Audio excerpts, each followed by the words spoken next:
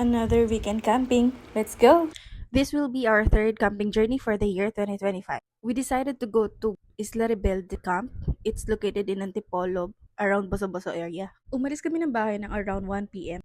Our travel time is supposed to be 1 hour only. However, dahil Saturday and traffic na during this time, it took us 1.5 hours. Bali, ang pinakamalapit na daan namin is through Marcos Highway. Magkalapit lang ang Camp Mori at Isla Rebelde. I suggest ipin nyo na lang yung Camp Mori kasi nagkandaligaw-ligaw kami papunta. We recommend din na magtanong-tanong na lang din kayo sa local. Prepare yourself and your vehicle papunta kasi rough road yung mga dadaanan. Dalawang river crossing, ngayon isa na lang dahil ayos na yung daan malapit sa Camp Mori. Bali, hindi sila mahigpit sa time in and time out dito. We only pay 300 pesos per head for overnight stay. Included na dun yung tent pitching. And additional 300 pesos only for the car camping. Around November of 2024 lang sila nag-open. Since bago pa tong campsite na to, hindi pa ganun kapatag yung foreground nila.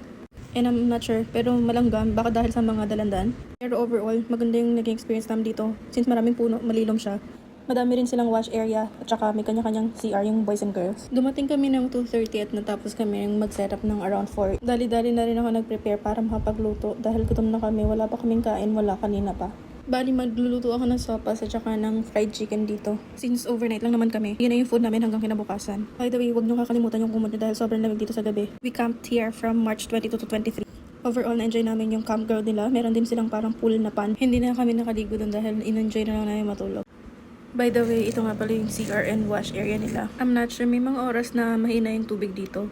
Pero overall rates, campground, recommendable tong campsite na to. Hindi pala silang mini sari-sari store sa loob, pero I would suggest na kapag pupunta ka dito, dapat kompleto na din talaga lahat ng dala nyo.